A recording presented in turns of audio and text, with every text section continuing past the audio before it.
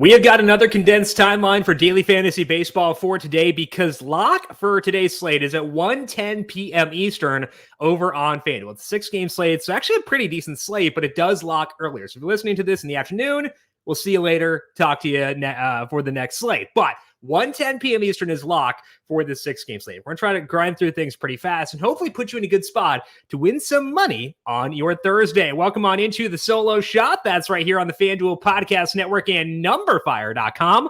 My name is Jim Sonis. I am a senior writer and analyst for numberfire.com, here to break down Thursday's 6-game main slate with once again lock at 1:10 p.m. Eastern for today. Before you get into the slate breakdown for today, a quick scheduling announcement. I will be out from tomorrow through May 4th for my honeymoon, just 2 years after the wedding, as a typical, very typical timeline for that. But I'll be gone during that time. There will still be a solo shot on the Number Fire Daily Fantasy podcast feed in that time. Tom Vecchio, Austin Swaim will be combining to cover for me in that time. Find them on Twitter, check them out there, and subscribe to the Number Fire Daily Fantasy podcast feed to get the podcast as it goes up. If you watch on YouTube, we will not have shows on YouTube for that time. We'll be back once I get back in the first week of May. So no YouTube in that time, but we will still have the audio version on the Number Fire Daily Fantasy podcast feed. So I'll have that there. All of our NASCAR podcasts are this week up today for Talladega, and then Austin will take on next week's podcast for NASCAR too. So again, all the same spot in the same podcast feed. Hit subscribe there, and thank them for their assistance of me while I am away. As far as this slate goes, winds in Detroit are almost out to left at 16 miles per hour. I say almost because it's kind of a crosswind.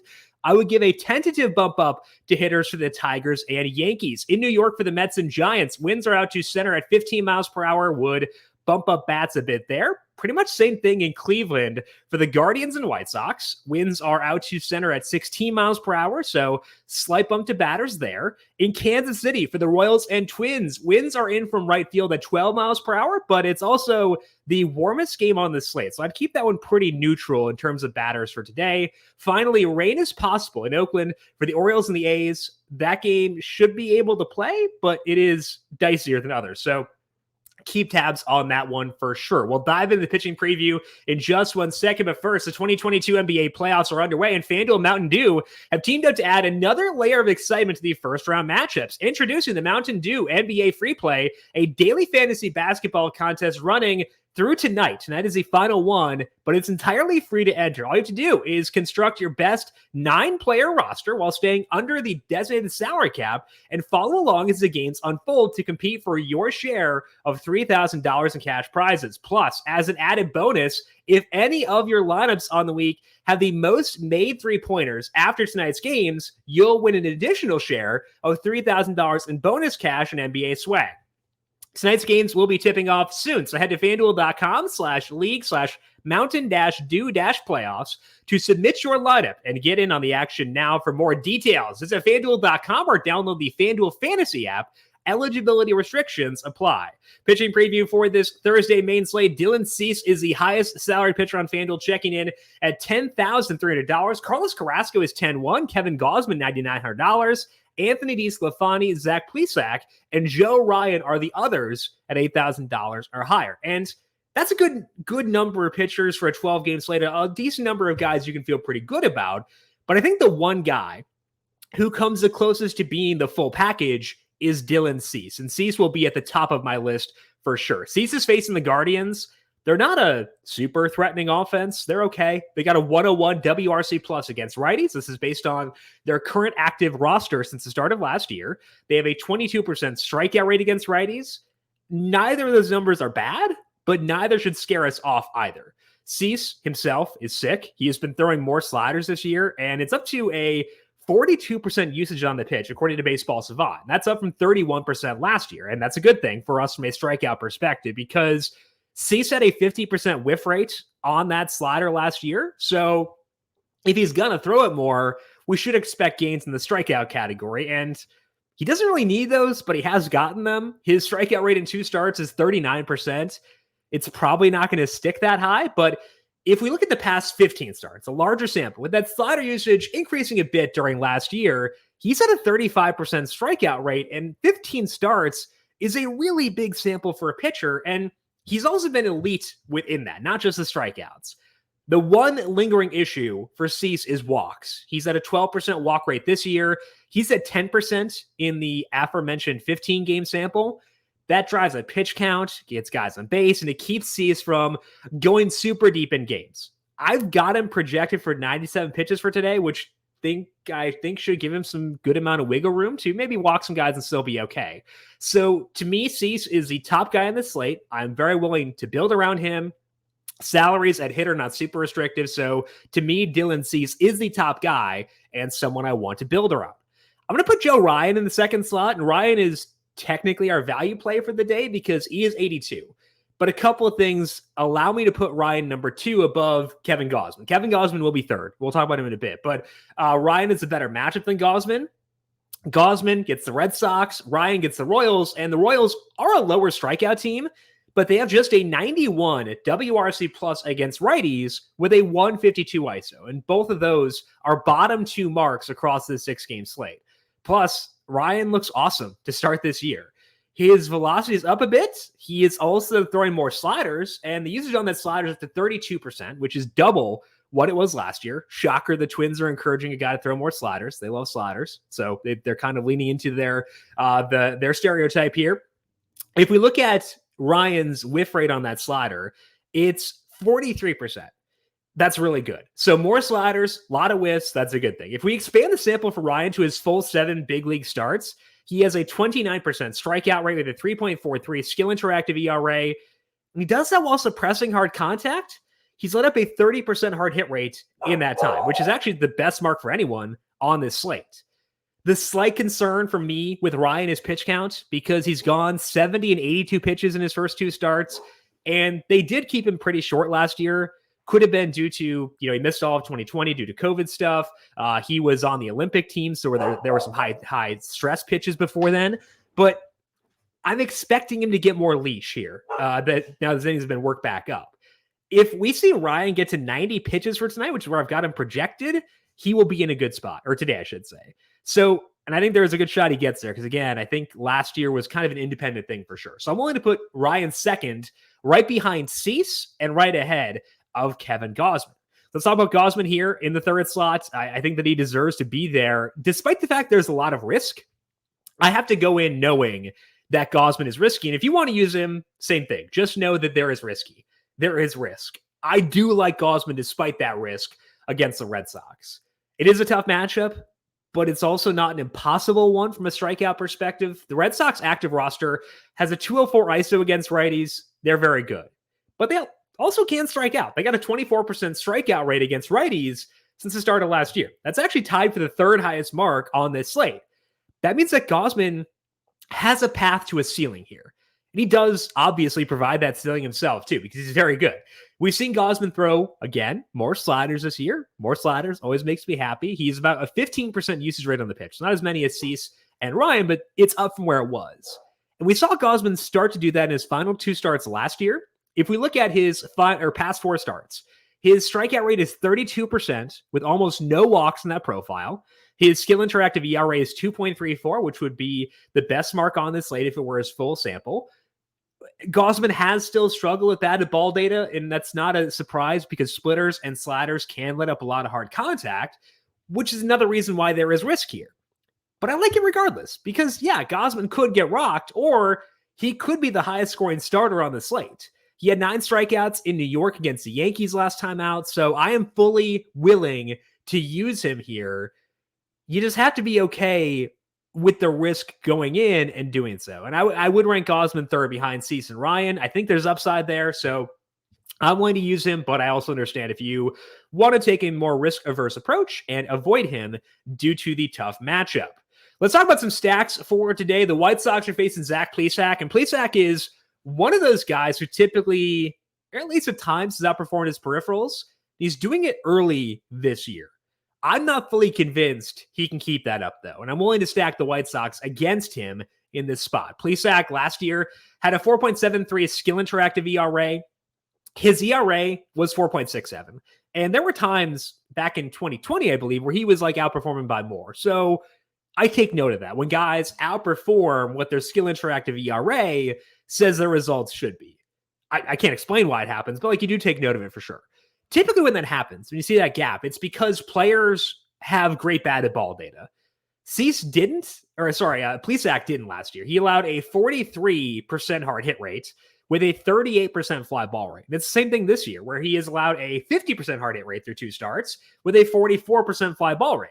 The strikeouts are low too, which is what we saw last year. And plus, the velocity is concerning for Plesac. His average fastball velocity is 91.2 miles per hour this year.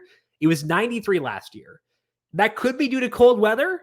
And that's why I'm not willing to fully buy in. Okay, this is something a major issue. Talk about that with Robbie Ray earlier this week. But it has your attention. So far this year, it hasn't mattered too much because Plesac's ERA is 1.64 across 11 innings. I just don't know how that sticks unless some things start to correct. So I think it's a good spot to stack the White Sox here, given the issues in the underlying numbers Plesac has had.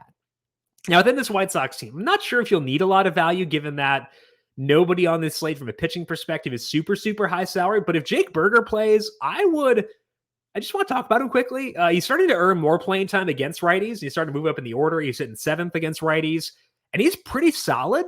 Burger, in a limited sample against righties, has a 42% fly ball rate with a 268 ISO. He does strike out a lot, but against Plesac, that's less of a concern than it would be against others. They have plenty of good options if he does not play. So this is not like a situation where the stack hinges on Jake Burger, but if he does play, you want to get a little weird on a 6-game slate, I don't mind Jake Burger as a route for doing so. I think he's kind of fun. So I would be okay with that for sure.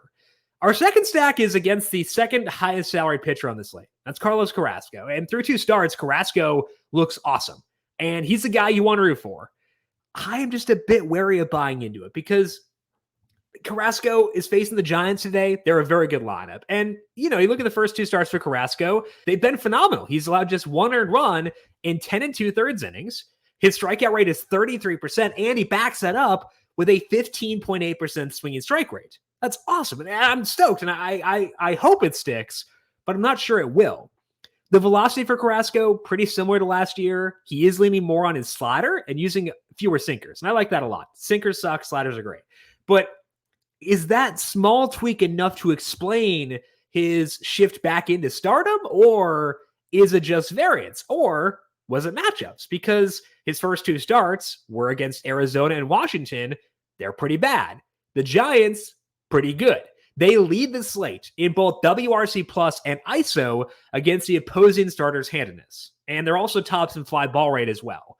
Carrasco has still struggled with fly balls and hard contact. He's actually been a bit worse there than he was last year. So I don't want to stack against him. I hope he does well, but I think it's wise to stack against him here, specifically with a team as good as the Giants. I don't think people will be here because the team total is super low. Look at betting markets, it says don't stack the Giants. Probably, betting markets are smarter than me, so might be the right route, but I do think the Giants are undersold by the markets for today. We do, though, have to be a bit wary of pinch hitters in this game because Jock Peterson has left 5 out of 9 games early that he started. 2 of those were in the 6th inning. Mike Yastrzemski has left 5 of 9 games early as well. Same number as Jock. One of those is in the 6th inning. The others were 7th or later. So Jock is at higher risk of getting pulled early. Yastrzemski at risk getting pulled later on. So it is good to be wary here. I do still like them because they're probably still going to get 3 plate appearances, which might be enough. But it is worth noting when you're weighing options that Yastrzemski and Peterson specifically do have risk here of getting yanked early if a lefty comes out from the bullpen. Our final stack for today, the number 3 stack, is the Yankees facing Michael Pineda in his Tigers debut. And this is a Pineda revenge game. Got to note that. It was a long time ago, but hey, it still counts. I'm not going to turn down any revenge game.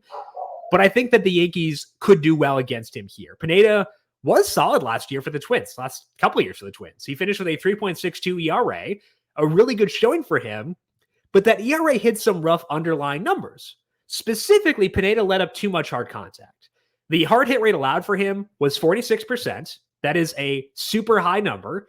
And he let up a lot of balls in play. His strikeout rate was 19% with a 5% walk rate. So he should have had worse results, and the advanced numbers back that up. His expected ERA at Baseball Savant was 4.92. So I wouldn't put a lot of stock in the surface level numbers for Pineda because they were fluky.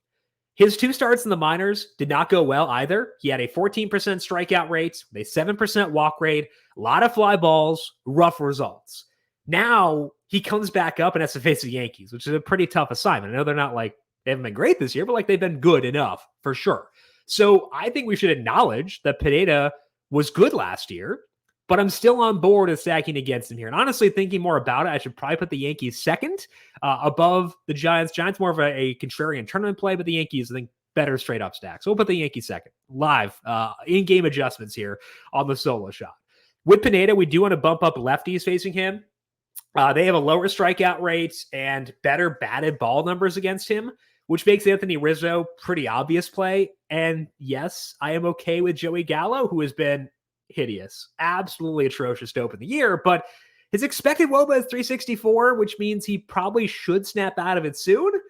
We'll see if he can do it here. I agree it's been bad and it has not been fun, but I think he's at least worth taking a look at for today because of Pineda's struggles, because of the low strikeout nature. We'll see. Go deep, Joey. Don't make me look too stupid. Things to watch for this Thursday slate. I'm at least interested in both sides of the O's and the A's. O's get Paul Blackburn. A's get Tyler Wells.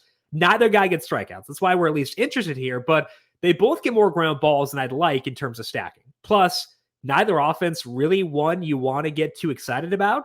So that's why I'm merely interested rather than actively looking to stack this game.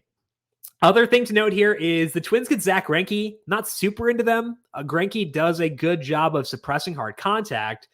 He has let up a bit more loud contact this year, though, in a small sample. It's a 49% hard hit rate through 2 starts. Strikeout rate is 2%. That's not a typo, 2%. So I wouldn't stack against him on a full slate because I think he's good still at suppressing hard contact, but they're at least worth looking into given some of the issues that Greinke has had. So Twins consideration, not super jazzed to get there, but I'd rank them probably 4th above the O's and the A's and behind our top 3 stacks for the day.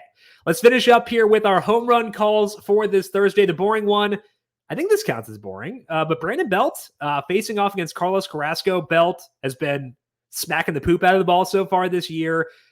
Citi Field is bad in general, but it's not terrible for home runs. Wind blowing out. I think that Belt makes a lot of sense for a dinger pick for today. The fun one will be Joey Gallo. Maybe those two should be flipped. I don't really know. Honestly, Gallo, he's plus 360 to go deep over a FanDuel Sportsbook, so maybe he's not that fun, but he's been bad this year. So betting on a bad player, we get the good player is fun or boring with Brandon Belt. The bad player is fun with Joey Gallo. So we'll go with that as our home run calls for today. That is all that we have here on the solo shot. Once again, I want to give a big thank you in advance to Tom Vecchio and Austin Swaim for filling in for me while I am out for the next couple of weeks. Tom is on Twitter at DFS_Tom. Austin is Swaim3 on Twitter. Check them out there to get notifications as we go up each and every weekday. And also, again, subscribe to the Number Fire Daily Fantasy Podcast feed to get that podcast right as it is posted. If you got questions for me, I'm not going to answer them for the next 2 weeks, but you can find me on Twitter at Jim Sannes, JIMSANNES. You can also follow the FanDuel Podcast Network at FanDuel Podcast if you want to see some cheese and wine. I guess you can follow me. I don't know. Maybe I'll tweet some of that out. Either way, I'll be there on Twitter at Jim Sannes. Big thank you once again to everyone for tuning in. And good luck to you, not just today, but also for the next 2 weeks. We'll talk to you once again in early May for more MLB DFS. This has been the solo shot right here on the FanDuel Podcast Network.